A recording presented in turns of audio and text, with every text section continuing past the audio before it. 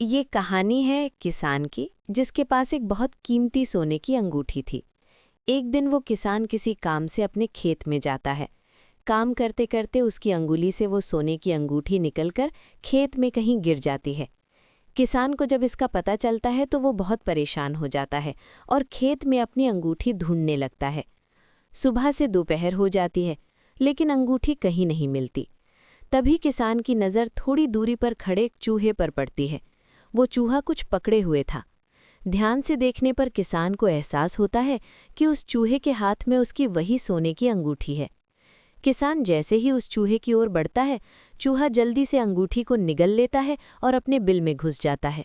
ये देखकर किसान और भी ज्यादा परेशान हो जाता है। तब वो तुरंत एक चूहे पकड़ने वाले को बुलाता है।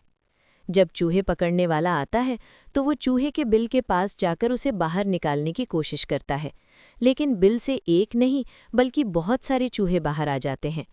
अब किसान और चूहे पकड़ने वाला दोनों हैरान हो जाते हैं कि आखिर इनमें से वो कौन सा चूहा है जिसने सोने की अंगूठी निगली है। तभी चूहे पकड़ने वाले की नज़र एक ऐसे चूहे पर पड़ती है जो बाकी चूहों से थोड़ी दूरी पर अलग खड़ा था। वो तुरंत उसी चूहे के पास जाता है और उसे पकड़ लेता है। फिर उसके पेट से किसान की सोने की अंगूठी निकाल लेता है।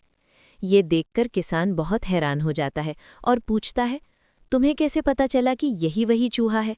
चूहे पकड़ने वाला मुस्कुराते हुए कहता है, जब कोई मूर्ख इंसान अचानक अमीर बन जाता है तो वो खुद को दूसरों से अलग समझने लगता है और सबसे ऊपर मानने लगता है।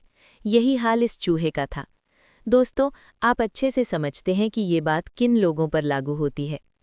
इस कहानी से हमें यही सीख मिलती है कि अगर आप जिंदगी में सफल हो जाते हैं तो उस जगह और उन लोगों को कभी मत भूलिए जिन्होंने आपके बुरे वक्त में आपका साथ दिया, क्योंकि बहुत से लोग पेड़ पर चढ़ने के बाद उसी पेड़ की टहनियाँ काट देते हैं जिनके सहारे वे ऊपर पहुँचे होते हैं। याद रखिए, असली दौलत पैसा या सोना नहीं होती। असली दौलत होती है विनम्रता और ज़मीन से जुड़े रहना।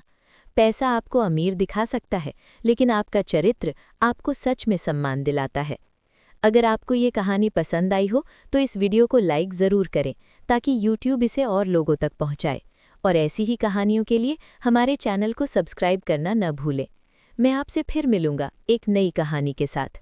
तब तक सब्र करो, शुक्र करो और ज़िंदगी में आगे बढ़ो।